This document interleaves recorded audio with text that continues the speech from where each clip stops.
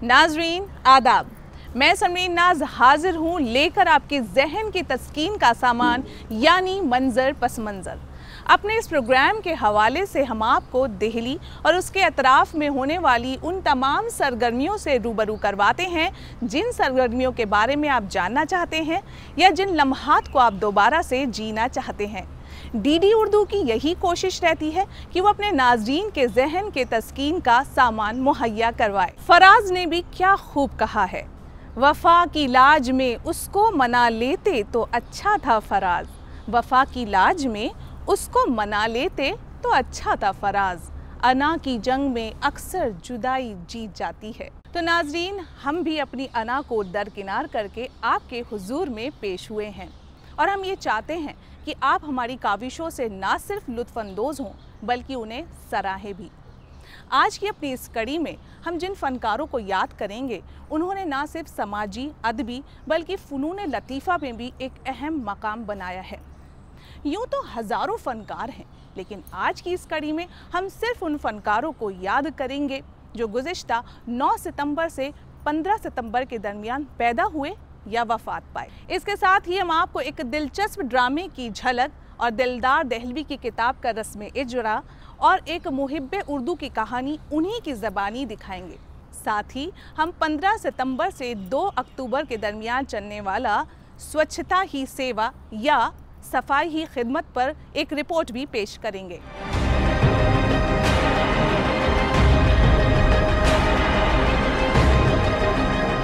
तो आइए नाज़रीन, अपने इस प्रोग्राम का बाज़ाब्ता आगाज़ करते हैं फ़ानी के इस खूबसूरत से शेर के साथ। समझने का है ना समझाने का, समझने का है ना समझाने का, ज़िंदगी काहे को है, ख्वाब है दीवाने का।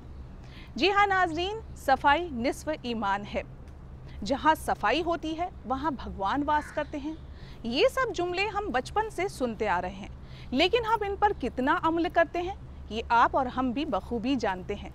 लेकिन हमारे वज़ीर आज़म ने तो इस ख्वाब को हकीकत में तब्दील करने का तहैया कर लिया है। हमारे वज़ीर आज़म की इन्हीं काविशों का ये नतीजा है कि पूरे मुल्क में साफ़ सुथराई की एक मुहिम चल पड़ी है। यूँ तो उन्होंने बाबाए कौम यानी महात्मा गांधी के यौम पैदाइश को स्वच्छता दिवस से मंसूब कर दिया, लेकिन वक्तन फ़वक्तन उन्होंने मुल्क में सफाई के तई बेदारी भी पैदा की है। जब हमने जाकिर हुसैन स्कूल के प्रिंसिपल से बात की तो उन्होंने हमें बताया, हमने अपने स्कूल के अंदर अगस्त के महीने में ही एक मुहिम शुरू कर दी थी। जैसा कि आपको मालूम भी है कि आप 15 अगस्त के मौके पर जब तशरीफ़ लाए थे तो हमने एक पखवाड़ा मनाया था जो बग़ैर किसी इंस्ट्रक्शन के था। हमने अपने तौर पर अपने बच्चों और टीचर्स के ज़रिए उसके तहत हमने शजरकारी भी की थी और कल्चरल प्रोग्राम भी कराए थे। और अगस्त जो 15 अगस्त का यौम आज़ादी का दिन था उसमें भी हमने उसको प्रोग्राम शामिल किया था। तो इस पखवाड़े से जहाँ बच्चों में एक अवेयरनेस पैदा हुई है, उनके अंदर एक जज्बा पैदा हुआ है सफाई को लेकर, उसका फ़ायदा हमारे इलाके को और हमारे देश को ज़रूर पहुँचेगा। और जहाँ हमारे प्राइम मिनिस्टर की बहुत सारी स्कीम्स हैं उसमें ये एक बहुत अच्छा उनका स्टेप रहा है कि स्वच्छ भारत, जो हमारे महात्मा गांधी जी का एक ख्वाब भी था कि साफ़ सुथरा हिंदुस्तान हो, उसको पूरा करने में इसकी बहुत मदद मिलेगी। इससे 15 सितंबर के बाद सफाई खिदमत के नाम से जो एक स्कीम शुरू की जा रही है वो मैं आपको बता ही चुका, उसमें हमारे बच्चे बढ़ चढ़ कर हिस्सा लेंगे। नाज़रीन, किसी भी मुल्क की बुनियाद वहाँ के बच्चों से होती है। आप बच्चों की जैसी परवरिश करेंगे वो वैसे ही बनेंगे। जाकिर हुसैन स्कूल के असातिज़ा से जब हमने बात की तो उन्होंने बताया, मैं यहाँ पर उर्दू की खिदमत अंजाम दे रहा हूँ, वैसे तदरीसी खिदमत। Doctor Zakir Hussain memorial senior secondary school में आप यहाँ पर मौजूद हैं इस वक्त। हमारे स्कूल में सफाई सुथराई को लेकर एक्टिविटीज़ तो शुरू से ही चलती रही हैं और हर साल जो भी हमारा सेशन होता है उसमें मुख्तलिफ़ मौक़ों पर हम एक्टिविटीज़ करते रहते हैं। इस साल भी जो गर्मियों की छुट्टियाँ ख़त्म हुई हैं उसके बाद से एक्टिविटीज़ मुख्तलिफ़ किस्म की सफाई को लेकर, उसमें लेक्चर्स थे, इवेंट्स थे, सफाई अभियान था, ये सब हम जुलाई से ही कर रहे हैं। 15 अगस्त के मौके पर भी हमने जो यहाँ यौम आज़ादी का प्रोग्राम किया, उस प्रोग्राम के बाद भी हमने यहाँ पर सफाई की मुहिम का आगाज़ किया और शजरकारी की यहाँ पर अपने आसपास के इलाके में। और पिछले कई दिनों से ये काम हमारे स्कूल में तो जारी ही है। इसके अंदर मुख्तलिफ़ एक्टिविटीज़ थी बच्चों के करने के लिए। जो सारी की सारी सफाई, अपने आसपास की सफाई, अपनी ज़ात की सफाई, स्कूल की सफाई, इस पर मबनी थी। वो सफाई की मुख्तलिफ़ एक्टिविटीज़ की जिसमें पेंटिंग थी, ड्राइंग कंपटीशन थे, ऐसे कंपटीशन थे, स्कूल मार्च थी, रैली थी और पेरेंट्स का अवेयरनेस प्रोग्राम थे। हमने मुख्तलिफ़ लेक्चर्स रखे स्कूल में, साइंस लैब में ले जाकर बच्चों को बताया कि हम किस तरह से बच्चों की एक्टिविटीज़ आसपास में सफाई कर सकते हैं। तो ये मुख्तलिफ़ एक्टिविटीज़, सरगर्मियाँ हमारे स्कूल में होती रही हैं और अब भी हो रही हैं। और अब स्वच्छता ही सेवा यानी सफाई ही खिदमत है के नाम से एक और मुहिम 2 अक्टूबर तक जारी हुई है। मेरा नाम बुशरा खान है। मैं doctor Zakir Hussain memorial senior secondary school में पढ़ाती हूँ। बच्चों को इस स्वच्छता भारत अभियान के तहत ये जो हम स्वच्छता पखवाड़ा वीक चल रहा है, इसमें हम एक्टिविटीज़ करा रहे हैं डिफरेंट। इसमें हमने रैली निकाली थी ताकि कम्युनिटी अवेयरनेस ला सकें। साथ में बच्चों ने इसमें क्लासरूम क्लीनलीनेस भी सीखा। हम क्लास में जाते हैं तो बच्चे पहले इतने अवेयर नहीं थे, क्लासरूम में कूड़ा पड़ा रहता था, लेकिन अब इतने जागरूक हो चुके हैं कि क्लासरूम में जितना कूड़ा पड़ा हुआ होता है सब आसपास से उठाकर डस्टबिन में डालते हैं। हैंड वॉशिंग एक्टिविटीज़ हमने कराई तो उससे बच्चों को पर्सनल हाइजीन के बारे में पता चला, जिस वजह से बच्चे अपनी पर्सनल हाइजीन के ऊपर ज़्यादा से ज़्यादा ध्यान दे रहे हैं। बच्चों में बदलाव आया, चेंज आया है और ये अच्छा चेंज है। मेरा नाम फौजिया खान है। मैं as a TGT mathematics doctor Zakir Hussain memorial school में पढ़ाती हूँ। ये जो स्वच्छता पखवाड़ा चल रहा है, इसके तहत हमने बहुत सारी एक्टिविटी कराई, जैसे कि बच्चों को हमने सिखाया कि हाथ धोने के तरीके क्या हैं, या हाइजीन मैनर्स, मतलब डे बाय डे हम लोग बच्चों को एक नई चीज़ सिखाते जा रहे हैं और बच्चे भी बहुत अच्छे से पार्टिसिपेट कर रहे हैं हर एक चीज़ में, पेंटिंग कंपटीशन में, क्विज़ कंपटीशन में। क्विज़ कंपटीशन के थ्रू हमने ऐसे क्वेश्चन स्वच्छता भारत से अकॉर्डिंग पूछे जो बच्चों को नॉलेज पहले से थी, कुछ नॉलेज हमने दी। इसके तहत मतलब ये एक स्वच्छता भारत एक इतनी अच्छी चीज़ चली है जिससे हम बच्चों को अच्छे से समझा पा रहे हैं कि आखिर स्वच्छता है क्या।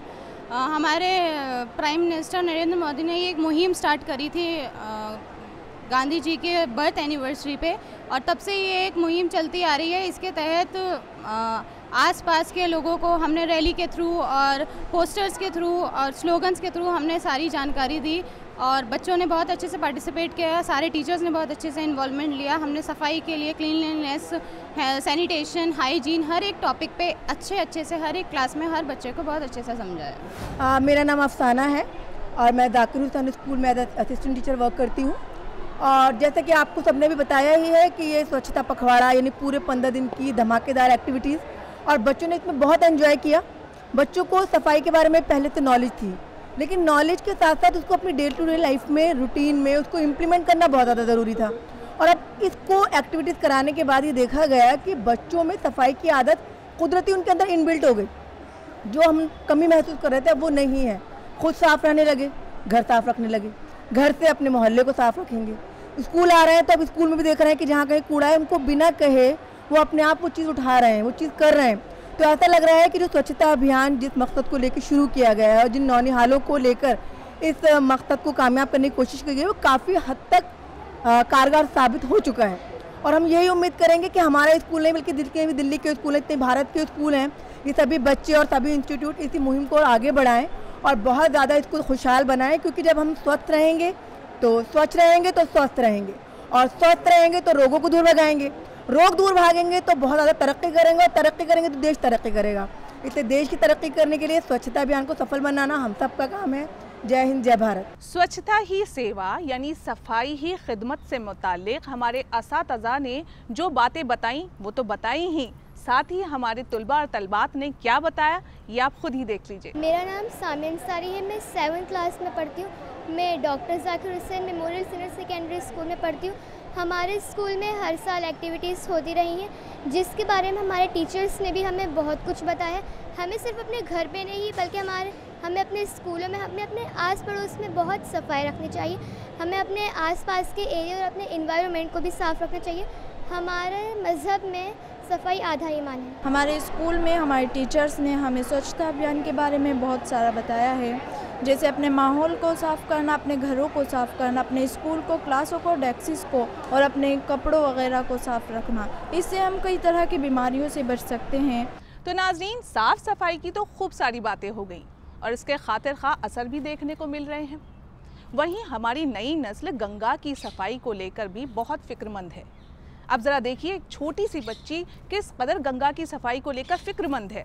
और कैसे अपने दुख, दर्द और कर्ब का इजहार कर रही है। गंगा जो केवल एक पवित्र नदी ही नहीं बल्कि एक भारतीय नारी के जीवन का प्रतिबिंब है, जो इस तरह है। गंगा की बात क्या करूं, गंगा की बात क्या करूं, गंगा उदास है, वह जूझ रही खुद से और बदहवास है। ना अब वो रंग रूप है, ना अब वो रंग रूप है, ना वो मिठास है। गंगा जली है, जल नहीं गंगा के पास है। बांधों के जाल में कहीं, बांधों के जाल में कहीं, नहरों के जाल में, सिर पीट पीट रो रही शहरों के जाल में। नाले सता रहे हैं, पनाले सता रहे, खा खा के पान थूकने वाले सता रहे। भीटे की तरह बाप रे, भीटे की तरह बाप रे कूड़े का ढेर है। यह भी कोई रोग के ऊपर का फेर है। असहाय है, असहाय है, लाचार है, मजबूर है गंगा, अब हैसियत से अपने बहुत दूर है गंगा। आई थी बड़े शौक से, आई थी बड़े शौक से, शिव शंकर को छोड़कर, विष्णु को छोड़कर, या अपने घर को छोड़कर। खोई थी अपने आप में वो कैसी घड़ी थी, खोई थी अपने आप में वो कैसी घड़ी थी। सुनते ही भगीरथ की टैर दौड़ पड़ी थी। नागिन सी डोलती, कहीं हिरनी सी उछलती, आई है मेरे गांव तक ये गिरती संभलती। गरिमा है पूर्वजों की, ये गरिमा है देश की, गरिमा है जंगदीप की, गरिमा पवेश की। मुक्ति का द्वार भी सदा इससे खुला है, मुक्ति का द्वार भी सदा इससे खुला है। काशी गवाह है, यहाँ सत्य तुला है। केवल नदी नहीं है, केवल नदी नहीं है, संस्कार है गंगा। धर्म जाति देश का श्रृंगार है गंगा। जिससे भी मिली गंगा, जिससे भी मिली गंगा, आदर्श से मिली है, नीचे उतर के दौड़ के सागर से मिली है।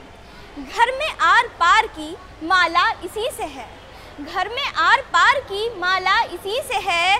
जीवन है राग रंग, उजाला इसी से है। जो कुछ भी आज हो रहा गंगा के साथ है, जो कुछ भी आज हो रहा गंगा के साथ है। क्या आपको पता नहीं इसमें किसका हाथ है? देखिए ना, देखिए ना आज क्या गंगा का हाल है। रहना मुहाल है, इसका जीना मुहाल है। गंगा के पास दर्द है, गंगा के पास दर्द है, पर आवाज नहीं है। मुंह खोलने का उनमें रिवाज नहीं है। कुछ कीजिए उपाय, कुछ कीजिए उपाय, प्रदूषण भगाइए। गंगा पर आँच आई है, गंगा बचाइए, गंगा बचाइए, गंगा बचाइए।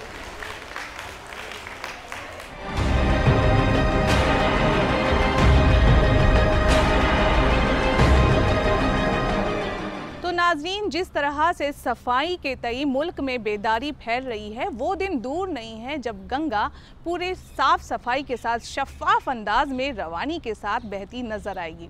तो चलिए अब अपने प्रोग्राम के सफ़र को आगे बढ़ाते हैं और आपको लिए चलते हैं एक ड्रामे की महफिल में, जहां आपको दिखाएंगे एक ड्रामा जिसका उन्वान है कट कट कट।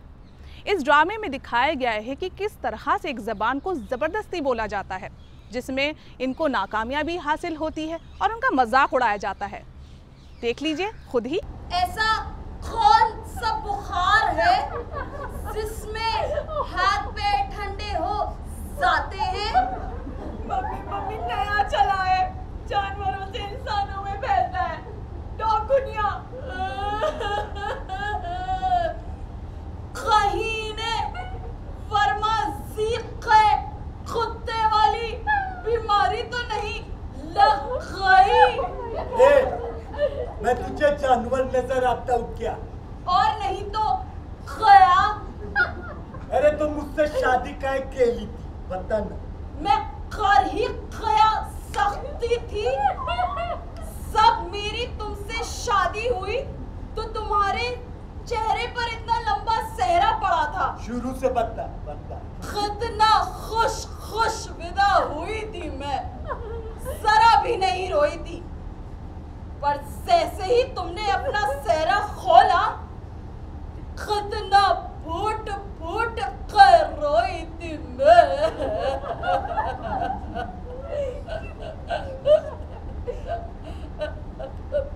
सर तलफुज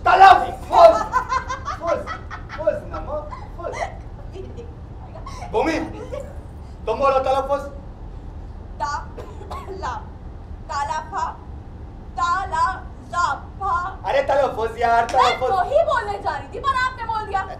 देखो कौशिक बोल के दिखाएगा। कौशिक बोलो तलफ्फुज़।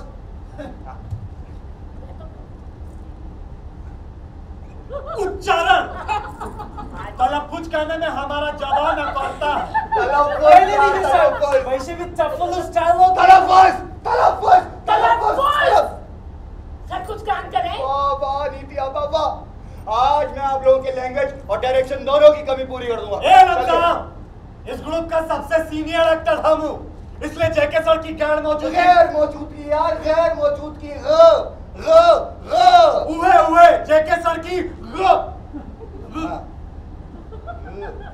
अनुपस्थिति में। ए अंदर आ। अरे अंदर आ, उल्लू का पट्टा कुत्ता कमीना सुनता क्यों नहीं है? कितनी बार कह चुका हूं कि मैं इज्जतदार चौकीदार हूँ, कोई एक्टर ना हूँ। ओके इज्जतदार चौकीदार। तशरीफ आवरी का जहमत क्यों कर गवारा की? गुलाम को कबर किया होता, बन फंसे नफीस जनाब की खिदमत में बसर और चश्म पेश हो जाती। यस सारे उर्दू में गाली दे रहा हूँ, उर्दू में गाली दे रहा हूँ। देख मैं जिंदगी में पहली बार इतना अच्छा उर्दू बोला इसको गाली लगता है। तू यहाँ क्यों आया? हाँ ठीक है, तो टाइम है वो 15 मिनट फालतू है गे। ए चौकीदार भाई साहब, 5 मिनट का सीन है, कर ले फिर चले जाएंगे। तेरा 5 मिनट का सीन 2 घंटा दे तो है ना रो, ऊपर में डायरेक्टर ले उलाने रो। मेरा लहुआ की तभी लोन करेगा तेरा प्रॉब्लम क्या बोल? और सुन, मैं ना इस रूम का डेली का 200 रुपीज चार्जेस देता है। जब तक चाहेगा तब तक रिहर्सल करेगा। बोल क्या कर लेगा? ठीक है, मैं तो पर रहमू खाएगी 500 रुपया रोज की जगह 200 रुपया रोज दे पाए। तू वही पहन रहा है, मैं तू पे रहम खाया हूँ, तू मुँह पे तो रहम खा। ड्रामा कट कट कट के डायरेक्टर से जब हमने बात की तो उन्होंने अपने ख्यालात का इजहार कुछ यूं किया। इस प्ले का नाम कट कट कट है और जो मरकज़ी ख्याल है वो ये है कि दिल्ली जैसे शहर में जब कोई थिएटर ग्रुप प्ले करता है तो उसमें मुख्तलिफ़ जगह के रहने वाले लोग होते हैं और उमूमन किसी एक ज़बान का प्ले करते हैं। तो हमने एक मफरूज़ा लिया है कि अगर किसी थिएटर ग्रुप को एक अदद हिंदी प्ले करना हो और उसके परफॉर्मर्स और राइटर्स और डायरेक्टर अलग अलग जगह के लोग हों तो ज़बान को लेके इस प्ले में क्या मसाइल होंगे और ख़ासकर उर्दू को लेके, क्योंकि हमने ये मफरूज़ा लिया है कि इस प्ले का राइटर जो है वो उर्दूदां है। ये मेरा ज़ाती मुशाहिदा था जब मैं शुरू में दिल्ली आया था और जब मैंने थिएटर करना शुरू किया था तो मुझे बड़ी हैरत होती थी कि उर्दू का बेतहाशा इस्तेमाल होता था हिंदी नाटकों में और बड़ा गलत इस्तेमाल होता था। और जब मैं उनसे बहैसियत राइटर या बहैसियत एक्टर कहता था कि नहीं साहब ये लफ्ज़ ऐसे नहीं, ऐसे बोला जाता है, या इस लफ्ज़ का ये मतलब नहीं है, इस लफ्ज़ से लोग बहुत कहते थे रवानी आ गई है, रवानगी आ गई है, रवानगी आ गई है। तो मैं कहता था भाई रवानगी आ गई नहीं होता, रवानी आ गई होता है। और मैं कहता था कि भाई आप लोग उर्दू का ज़रूरत से ज़्यादा इस्तेमाल क्यों करते हैं, कुछ हिंदी के या हिंदुस्तानी ज़बान के अल्फाज भी इस्तेमाल किए जाते हैं। तो लोग कहते थे कि उर्दू का असर बड़ा अच्छा पड़ता था, लेकिन उमूमन बोलते उर्दू बहुत गलत थे और जब उनकी उर्दू दुरुस्त कराई जाती थी तब भी कहते थे नहीं नहीं नहीं ऐसा नहीं है, खूबसूरत ही है, खूबसूरत नहीं है।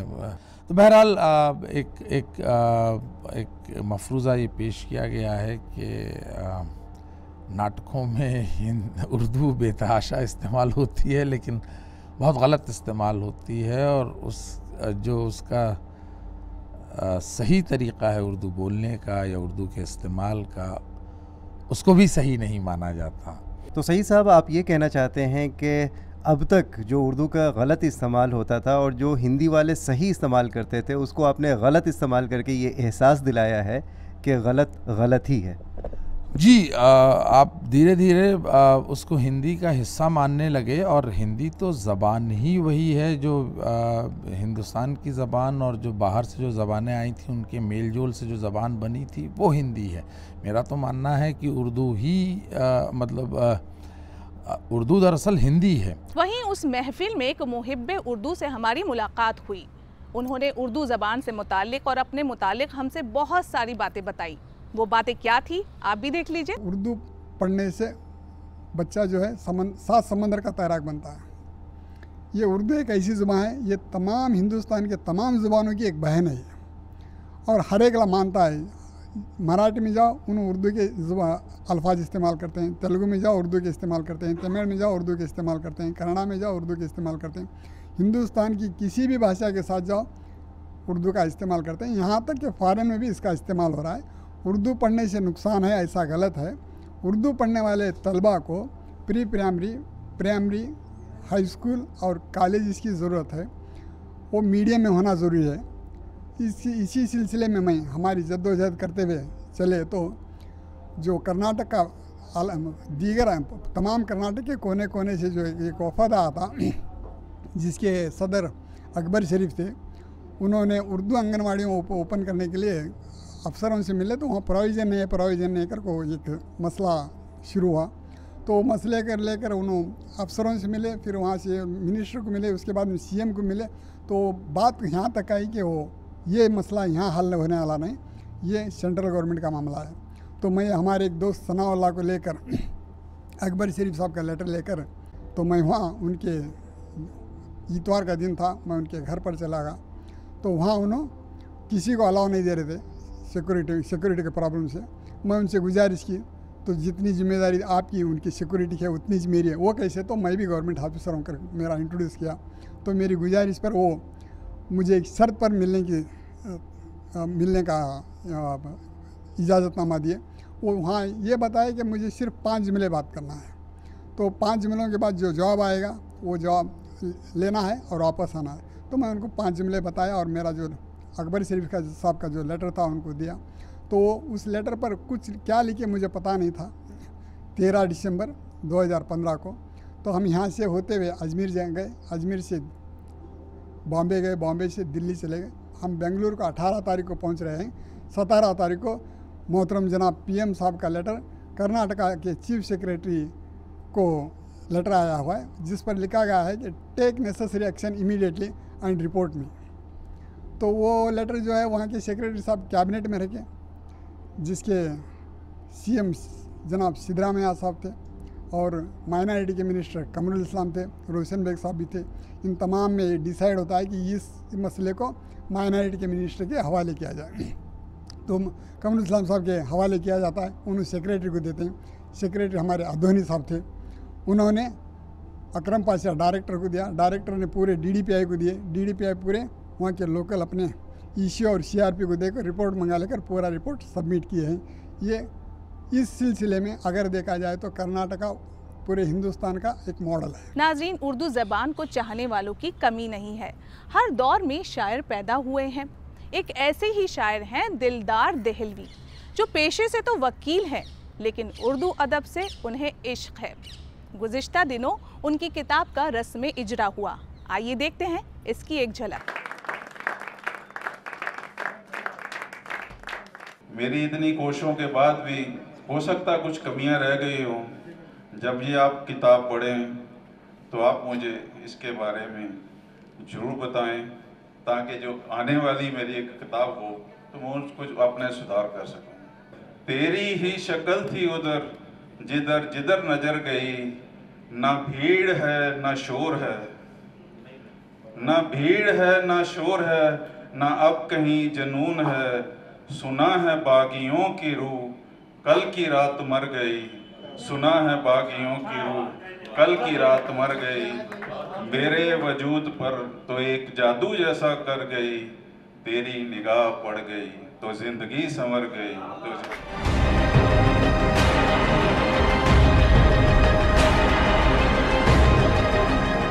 तो आइए नाज़रीन, अब उन अजीम फ़नकारों को ख़राज अक़ीदत पेश करते हैं जो गुज़िश्ता 9 सितंबर से 15 सितंबर के दरमियान इस दुनिया में आए।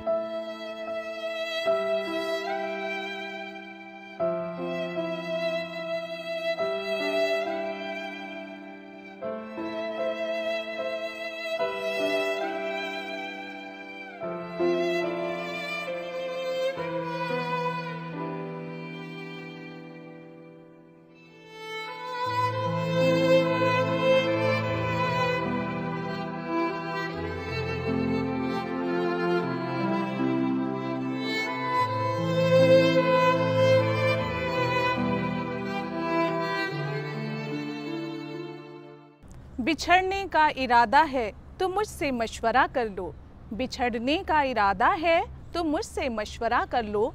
मोहब्बत में कोई भी फैसला ज़ाती नहीं होता। लेकिन नाज़रीन, बिछड़ना तो पड़ेगा, क्योंकि वक्त हमें इजाज़त नहीं दे रहा है कि हम आपके साथ कुछ और वक्त बिताएं। तो आपको हमारा ये प्रोग्राम कैसा लगा? आप हमें अपनी राय लिखना ना भूलें। हमारा ईमेल आईडी है ddurdufeedback@gmail.com। तो नाज़रीन, मुझे और हमारी पूरी टीम को दीजिए इजाज़त। खुदा हाफिज़।